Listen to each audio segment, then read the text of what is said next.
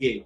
Hi everyone. So I've been to three Justin Bieber's by myself concerts, and one he looked straight into my eyes while he was singing. Talagang kinilig ako kasi you know what? I knew we had a moment. And everyone knows I hate spicy food, but for some weird reason I still carry it in my bag because I just really like the taste of it. Tapatio lang. And I know this sounds super gross, but watching Dr. Pimple Popper is so satisfying for me. Now, call me spontaneous because I stayed at one of the most haunted hotels in California, and it was so creepy because the volume of the TV kept going up and down the whole night. It was so scary. And during the pandemic, I learned how to make kare kare, and it was so delicious that all I. Your first question, Katrina, is in today's world, someone or some group often claims to be offended by something. Do you think that the world has become too politically correct and too sensitive?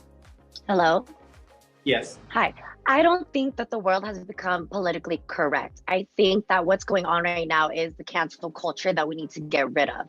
I feel like that is a modern day of bullying. And I also feel that we need to stop cancel culture because it's as if we're judging people based off of what their opinions are. If it's opposing to ours, all of a sudden it feels like it's wrong.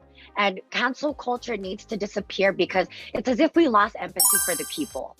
The Philippines and the Vatican are the only two sovereign states that prohibit divorce. Are you in favor or against legalizing divorce in the Philippines? I have been asked this when I was 18, and I still stand by what I think from before versus now, which is as much as we want to stay committed to the person that we marry, we can't always decide whether or not they want to stay together. I know that married people stay together and try to work it out, but at the same time, we need to respect if they are no longer in love or if they choose better things that's better for their families and their children. How has the pandemic challenged you? It's challenged me in multiple ways. I mean, from having to go to school full time and working full time while trying to support my family, having to focus on school and from home, it teaches us responsibility and accountability because we need to be more focused. And aside from that, I've had to deal from being away from my family and not being able to see them.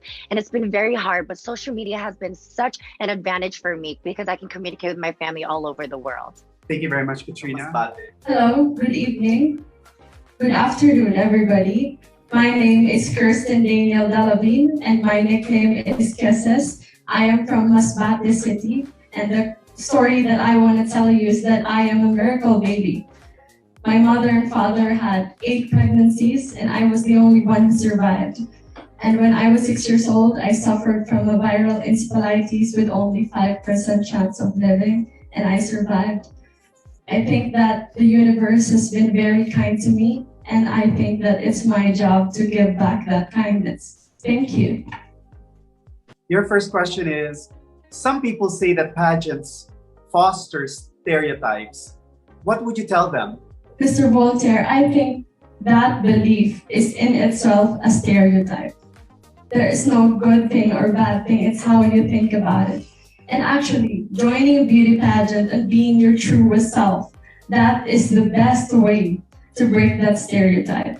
It's all in the mind. It's about expressing yourself and being truly who you are. Thank you.